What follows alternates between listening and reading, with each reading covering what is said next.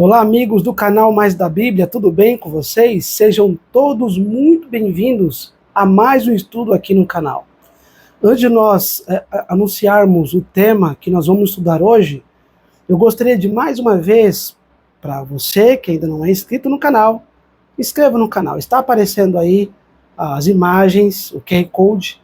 Você pega agora o seu celular, aponte com a câmera e você vai ser direcionado para este canal. Depois disso, você vai apertar a tecla inscrever-se. Logo após todas, que são todas as notificações, é o sininho, que você vai apertar aí todos os vídeos que nós postarmos, você será notificado. Depois você vai compartilhar o link deste canal nas suas redes sociais, no WhatsApp, no Facebook, no Instagram, em outras mídias sociais. E você também pode apresentar aí para seus amigos de faculdade, de escola, você que é jovem, de repente você, senhor e senhora, pode apresentar aí para os seus vizinhos, para os seus amigos, para os seus parentes, para que este canal possa também alcançar as pessoas que você ama, que você conhece e que você quer vê-las no céu. O objetivo aqui do canal Mais da Bíblia não é exaurir todos os temas, mas é estudarmos juntos, pegar uma porção da Bíblia, uma porção de um tema e estudarmos, compreendermos o que esse tema tem a nos trazer de acordo com a palavra de Deus, e assim nós vamos crescer juntos, aprender juntos e também, quando a gente compartilha o link, nós estamos pregando o evangelho pelas mídias sociais. Então não esqueça de fazer isso, ok? Aqui no canal Mais da Bíblia, de fato, de verdade, você aprende a palavra de Deus.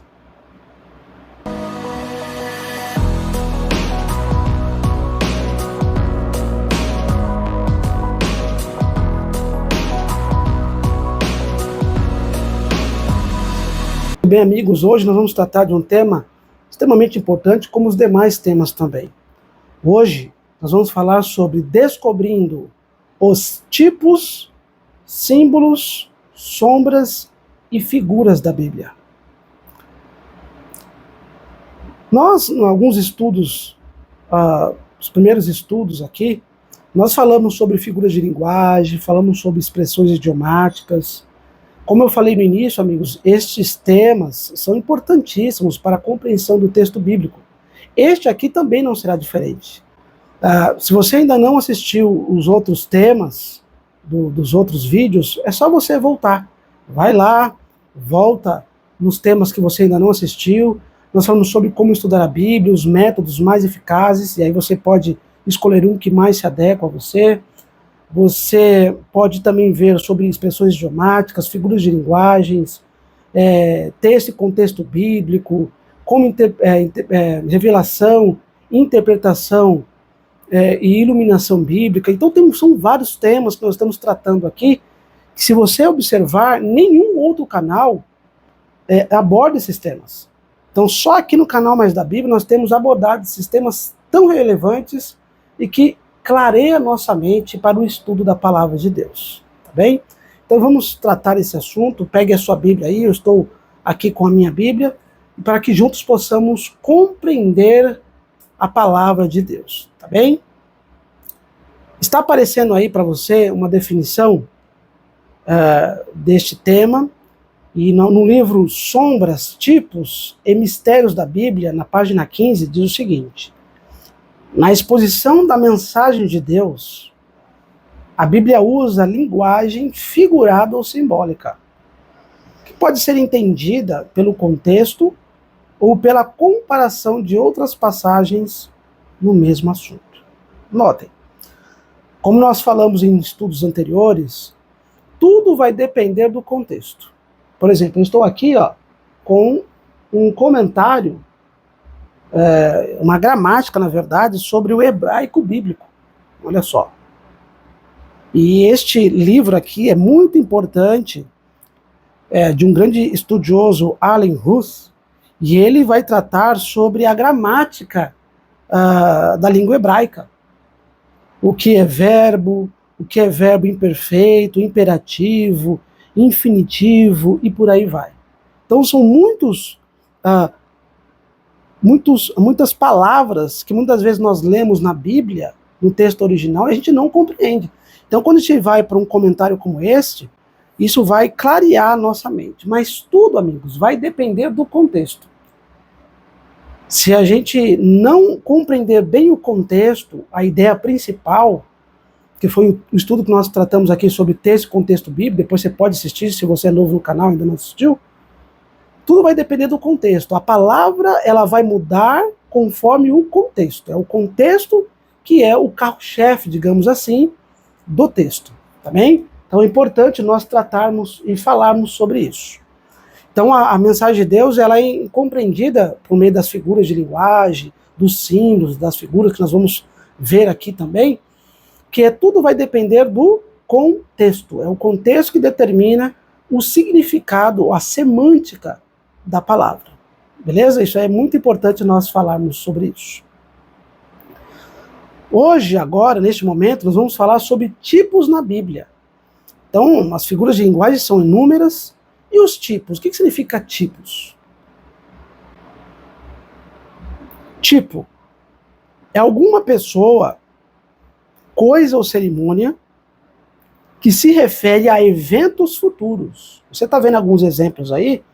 Por exemplo, aí o tipo, alguns tipos que se referem a Cristo. Você vê o Cordeiro, que aponta para Jesus, Melquisedeque, que foi um dos primeiros reis de Jerusalém, lá em Gênesis, capítulo 14, tanto que é que Abraão deu o dízimo para ele, e ele é um sacerdote também, e é um tipo de Cristo no Antigo Testamento.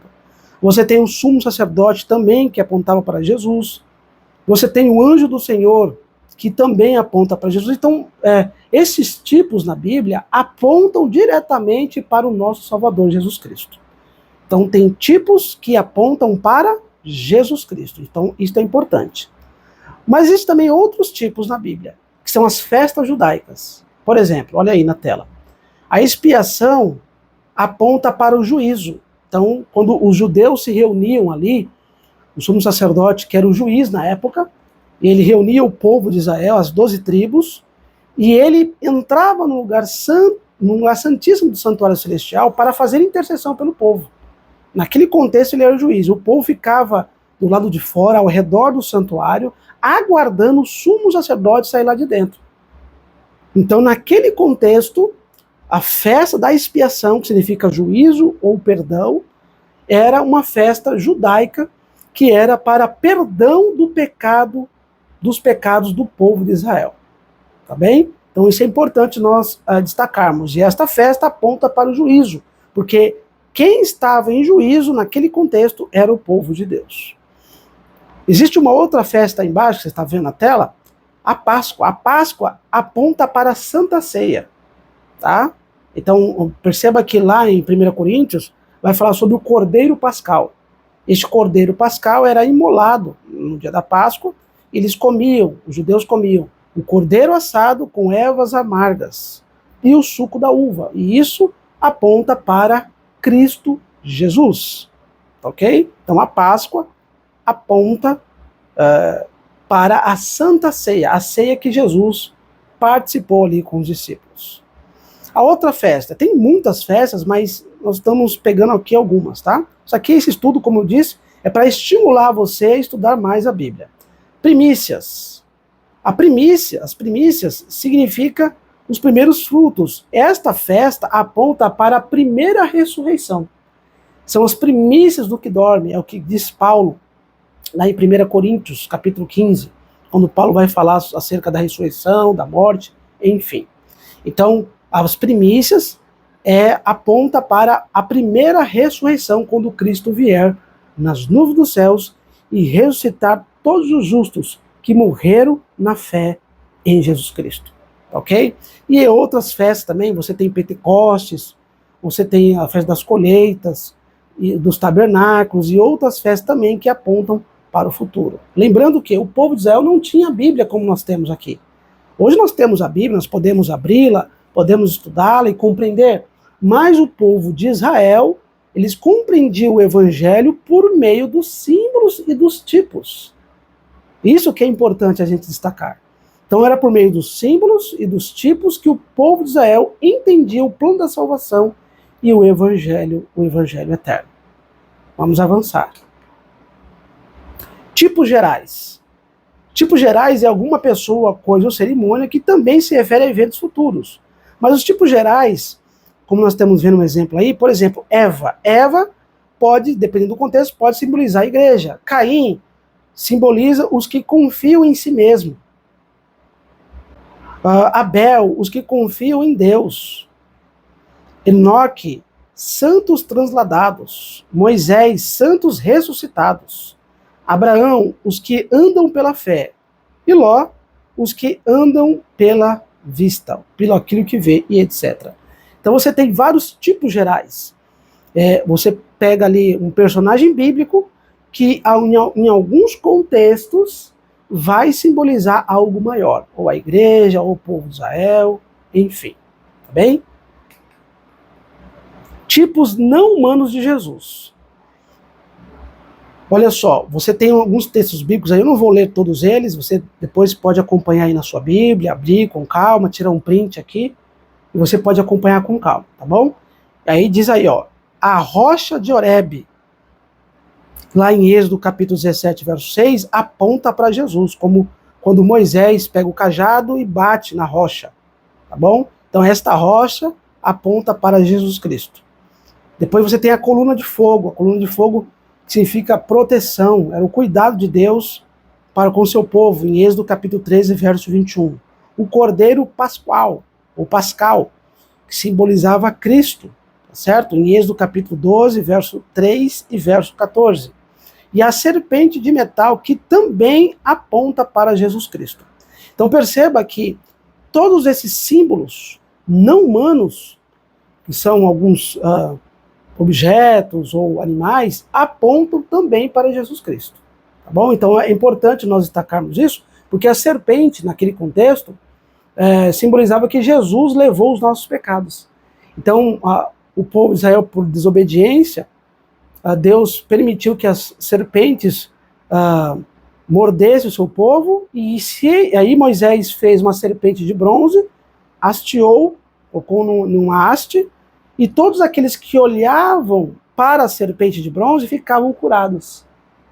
Simbolizando, quando você vai lá em João capítulo 3, verso ali 14 ali em diante, você vai ver que João, explicando isso, mostra que Jesus foi levantado. E todos que olhavam para Jesus e acreditavam no seu sacrifício eram curados espiritualmente e eram salvos também. Então, a serpente aponta o pecado que Jesus Cristo, na cruz do Calvário, pagou por cada um de nós na cruz. Isso é muito maravilhoso, né? Saber que Jesus pagou um alto preço pelos nossos pecados na cruz do Calvário. Símbolos na Bíblia. O que significam os símbolos? Os símbolos, algum objeto material representando verdades espirituais. E aí você tem um exemplo aí do santuário, né? Os símbolos do santuário terrestre, de Êxodo capítulo 25, verso 37 e 38 e outros textos também, apontavam para Cristo Jesus, de acordo com Hebreus capítulo 9, verso 1 a 10. Então os símbolos dos santuários, as mobílias, os objetos dali, apontavam também para Jesus Cristo. Olha que detalhe. O santuário terrestre apontava para o santuário celestial. O sacerdote aponta para Jesus, o nosso advogado. O sumo sacerdote aponta para o juiz, que é Jesus Cristo. O pão sem fermento, vamos ver aí uma imagem na tela para ficar mais didático. O pão sem fermento simboliza Jesus Cristo, porque o fermento é um símbolo do pecado, e o pão sem fermento é um símbolo de Jesus.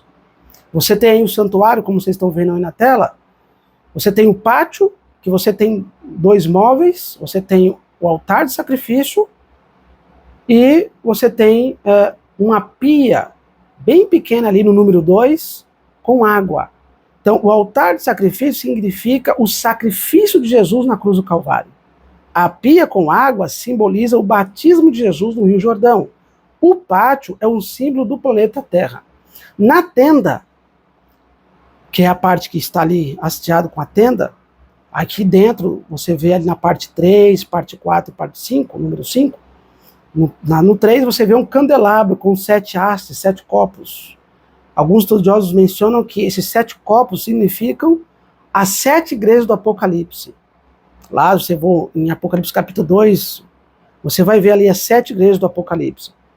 Do outro lado, número 4, você tem uma mesa de ouro com 12 pães, uma pilha de 6 de cada lado. Esse número 12 simboliza as 12 tribos de Israel. E o pão sem fermento simboliza o corpo de Jesus, o próprio Cristo. Um detalhe também no candelabro, no número 3 aí, que a luz que ficava nestes copos, que ficava acesa de dia e de noite, porque se você perceber aí dentro do véu, você percebe que não tem cortina, melhor dizendo, não tem janela.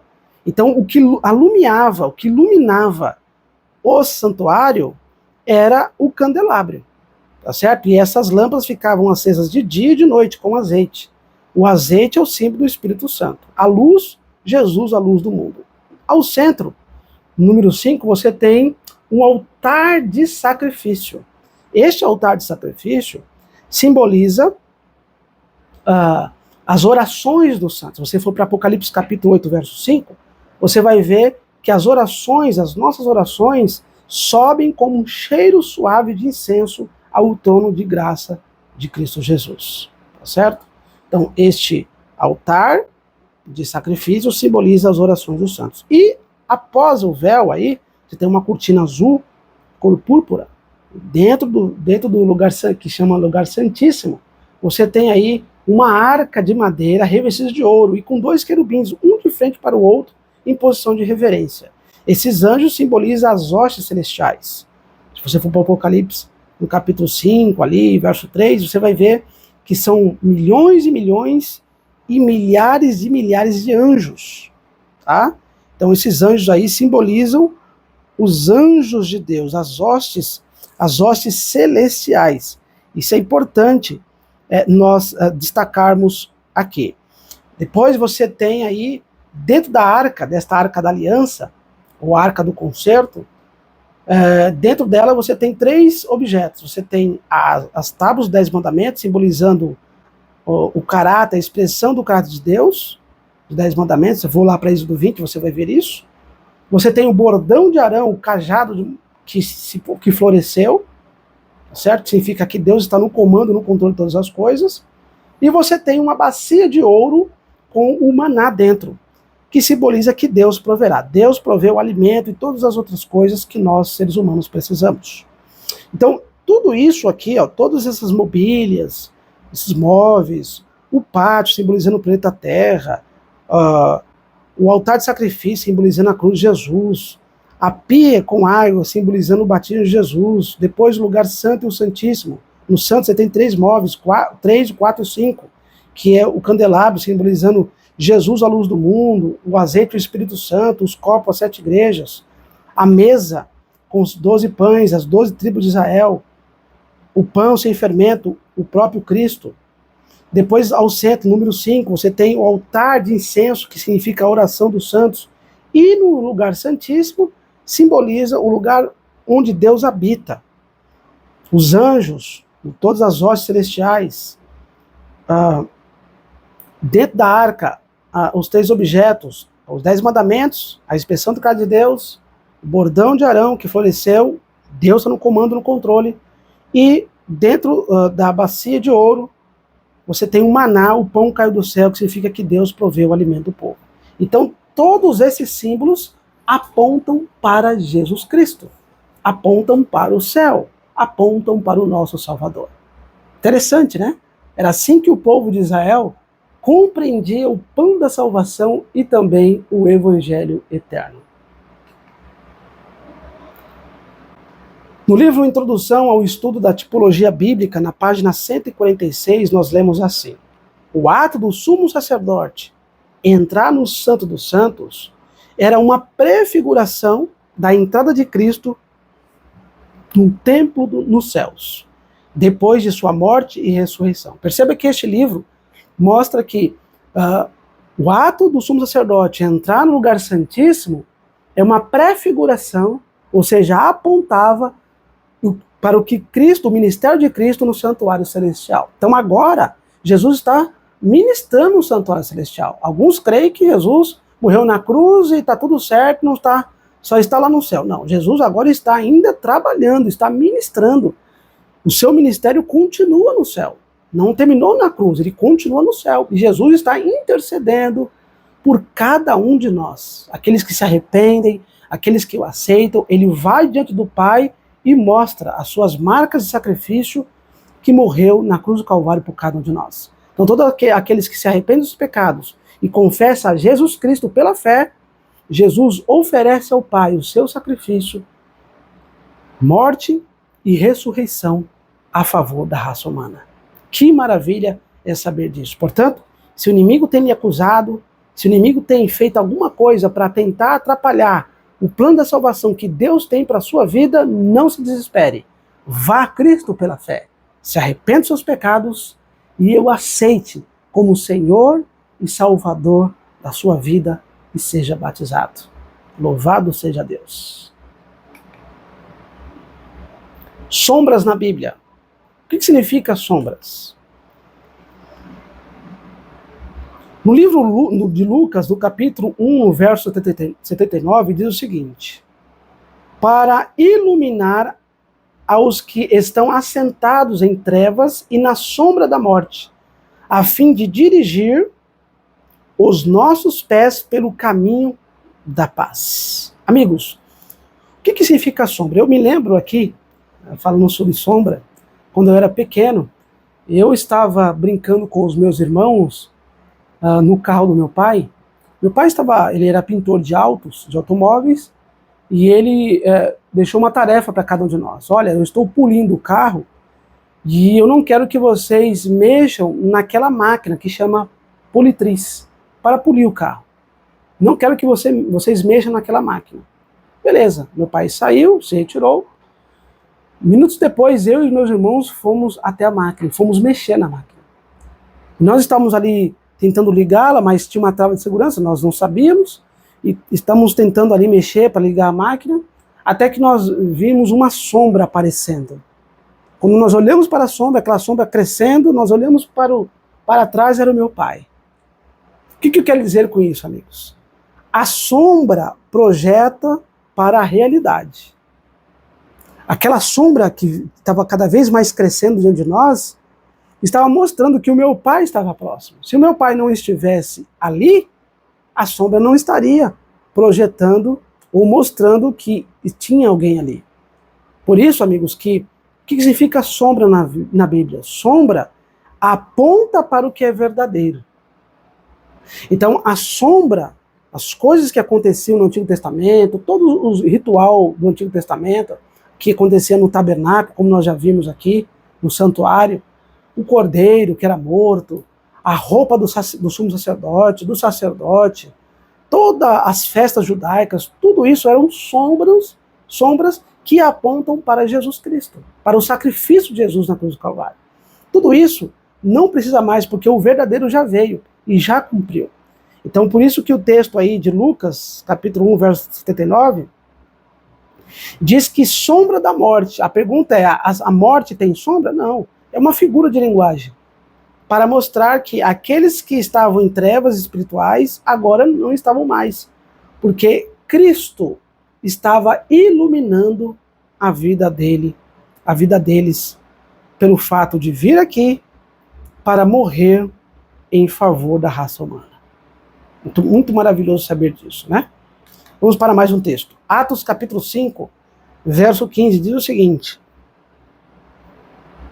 de sorte que transportavam os enfermos para as ruas e os punham em leitos e em camilhas, para que ao menos a sombra de Pedro, quando este passasse, cobrisse alguns deles. Olha só, os discípulos estavam tão imbuídos pelo Espírito Santo, estavam tão tomados pelo Espírito Santo, que a sombra de Pedro curava os enfermos.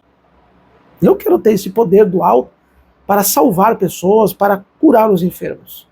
E os discípulos estavam cheios do Espírito Santo. Eles tinham recebido na festa de Pentecostes, em Atos capítulo 2, depois você pode ler lá, eles estavam reunidos num cenáculo, até que eles oravam a Deus, pedindo o Espírito Santo desceu sobre eles. E eles ficaram cheios do Espírito Santo, pregaram o Evangelho, cerca de 3.000 pessoas foram batizadas, foi algo maravilhoso que aconteceu ali. E Pedro, a sombra de Pedro, quando projetava sobre os enfermos, eles ficavam curados. Aqui neste contexto, sombra é literal. Era a sombra de Pedro que projetava sobre os doentes e eles ficavam curados. Que maravilha! Então, perceba que sombra neste contexto é a sombra literal de Pedro. Tá bom? Então vamos para Tiago agora, capítulo 1, verso 17, que diz o seguinte: toda boa dádiva e todo dom perfeito vem do alto, descendo do Pai das luzes, em quem não há mudança nem sombra de variação. Sombra de variação aqui é no sentido que Deus, ele não muda. O caráter de Deus, ele é imutável. Deus, ele age conforme a raça humana. Se o ser humano peca, está pecando, mas se ele se arrepende, Deus vai agir conforme a ação do homem. É o homem que escolhe se vai servir a Deus ou não. Deus trabalha diariamente no nosso coração, mas é nós que escolhemos. Mas neste contexto mostra que Deus não muda, o seu caráter não muda. Por isso que não há variação de mudança. E quando fala Pai das luzes, esse Pai das luzes faz uma alusão a Gênesis, no capítulo 1, quando Deus cria os luzeiros. E os maiores luzeiros é o Sol e a Lua, e depois também tem os outros menores que são as estrelas. E para que servem os luzeiros? Para que serve o Sol? O Sol serve para iluminar e também manter a vida na Terra. Mas o Sol também servia na época como um relógio, tá certo? Não sei se você sabe, mas pelo menos a minha avó, ela conseguia ver a passagem das horas pelo Sol. Quando o Sol estava no meio, ela falava, é meio-dia. Lá na roça, na Bahia, no Nordeste brasileiro. E ela conhecia o tempo pelo Sol. Olha que maravilha. E a Lua é a contagem, na época, a contagem dos meses, os meses lunares. Você tem lua cheia, lua minguante, lua nova, lua crescente. Então, de cada mês, ou de 3 em 3 meses aí, você tem um período lunar. Então, esses luzeiros também não só servem para iluminar, mas também para passagens de meses, dias e também anos. Tá bom? Hebreus capítulo 8, verso 5 diz o seguinte: os quais ministram em figura e sombra das coisas celestes. Assim como foi Moisés divinamente instruído, quando estava para construir o tabernáculo. Pois diz ele, vê, que faças todas as coisas de acordo com o modelo que se foi mostrado no monte. E Hebreus capítulo 10, verso 1 diz o seguinte: ora, visto que a lei tem sombra dos bens vindouros, está até grifado aí, está até em negrito, não a imagem real das coisas, nunca jamais pode tornar perfeitos os ofertantes, como os mesmos sacrifícios que ano após ano, perpetuamente, eles oferecem. Perceba que os textos aí, Hebreus capítulo 8, verso 5, vai falar das sombras das coisas celestes. Então, como eu disse, o que acontecia no tabernáculo terrestre apontava para o santuário celestial. O sacrifício que eram feitos, a matança de cordeiros que eram feitos no Antigo Testamento, aponta para Jesus Cristo, o nosso Cordeiro, o Cordeiro que tira o pecado do mundo. Então, perceba que os textos aqui estão dialogando, estão conversando, estão trazendo luz e entendimento ao estudo sobre tipos, sombras, figuras da Bíblia. Ok? Vamos avançar. E figuras da Bíblia? No estudo das figuras, como eu falei para vocês, depois você está aparecendo aqui, você pode ver esse estudo com mais detalhes. E outra, não tem como a gente exaurir todas as figuras de linguagem. A área da semântica ou da semiótica, ela é muito ampla. Mesmo nesse estudo que eu fiz, que eu preparei no canal sobre figuras de linguagem, eu não consegui colocar todas elas. E aqui, nesse estudo, nós vamos tratar de 3 aqui. Vamos ver na tela. Antropomorfismo. O que significa isso? É a atribuição a Deus das coisas ou das faculdades humanas. O Senhor cheirou, aspirou o suave cheiro, de acordo com Gênesis 8, verso 21. Olha só, antropomorfismo são sentimentos humanos atribuídos a Deus. Então, quando fala assim, Deus se arrependeu, Deus cheirou, Deus ficou triste, Deus chorou, enfim, são sensações humanas que nós atribuímos a Deus. É uma forma que a Bíblia dialoga com nós seres humanos para nós compreendermos que Deus é um Deus próximo de nós, certo? Então, esta figura na Bíblia chama-se antropomorfismo, tá bom? Então você tem muitas figuras como esta na Bíblia. Tem uma outra aí. Alegoria. O que significa alegoria? Alegoria é a aplicação alegórica de histórias verídicas ou exposição de um pensamento sob forma figurada. Por exemplo, se você for para Salmos, como está aí, ó, capítulo 80, verso 8 a 10, você vai ver a vinha que foi trazida do Egito. E em João capítulo 15, verso 1 a 9, a videira e os ramos. Em Salmos 80, você vai ver ali o verso 8 ao verso 10, que é a vinha que foi trazida do Egito. Quem é a vinha ali? A vinha é o povo de Deus. Então o povo de Deus é simbolizado ali pela vinha. Isso chama-se alegoria. São figuras, uma forma figurada, alegórica, de histórias verídicas que apontam para as verdadeiras, para as reais. Então a vinha ali apontava para o povo de Deus. E a videira ali em João 15, o tronco da videira é Jesus Cristo. Os ramos são os crentes. Então os crentes que estiverem conectados em Jesus, eles darão muitos frutos. Então esta é a ideia da alegoria, tá bom? São símbolos, são objetos ou coisa parecida que apontam para coisas reais. Isto é alegoria, certo? Conceito alegórico. Mas tem uma outra. Metonímia. A metonímia é uma coisa tomada por outra, com relação de causa pelo efeito A, B, efeito pela causa. Na letra A, você tem aí Moisés e os profetas, em Lucas 16, 29. Veja, quando Jesus fala, eles têm Moisés e os profetas, o que significa isso? Eles têm os escritos de Moisés e os escritos dos profetas. Em vez de Jesus, ali em Lucas 16, falar, eles têm os escritos de Moisés, não, ele falou, eles têm Moisés e os profetas. Mas ali está esses Moisés e os profetas, está relacionando a os escritos deles. Isso chama-se metonímia. É uma coisa pela outra. É a causa pelo efeito. E tem também efeito pela causa, que está em Gênesis capítulo 25, verso 23. São 2 nações há no seu ventre. Ou seja, lá em Gênesis, a gente pode até abrir a Bíblia aqui em Gênesis e ver esse detalhe. Olha só, como a Bíblia ela trabalha com essas figuras, com sombras, com símbolos, com tipos, né? E aqui em Gênesis capítulo 25, no verso 23, olha só, diz assim, aqui falando de Rebeca, né? Diz assim, respondeu o Senhor, 2 nações há no seu ventre, 2 povos nascidos de ti, se dividirão, um povo será mais forte do que o outro, e o mais velho servirá o mais moço. Aqui está falando de Esaú e de Jacó.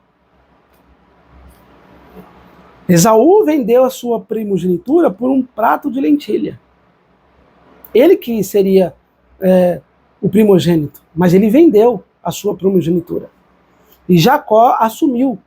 Mesmo Jacó significando enganador, ele se arrependeu depois, e ele foi um grande homem de Deus. Ele foi totalmente transformado. Ele teve 12 filhos, e daí vieram, especialmente a tribo de Judá, é que veio Davi, e posteriormente veio o nosso Senhor e Salvador Jesus Cristo. Perceba que Jacó tinha tudo para dar errado, mas deu certo, porque se arrependeu dos seus pecados e entregou a sua vida ao Senhor. Então, metonímia na Bíblia, aqui nesse contexto, é efeito pela causa.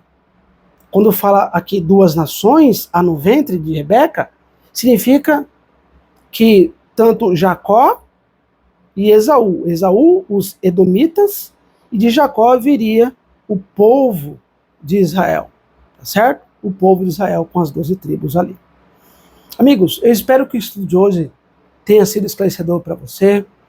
Nós vamos tratar de mais assuntos, de mais temas relevantes aqui. Como eu disse no início, o canal Mais da Bíblia tem um único objetivo de apresentar a palavra de Deus com clareza, com tranquilidade, com calma, mas mostrando o que realmente a Bíblia quer nos dizer. Que Deus abençoe você e até o nosso próximo estudo. Tchau, tchau.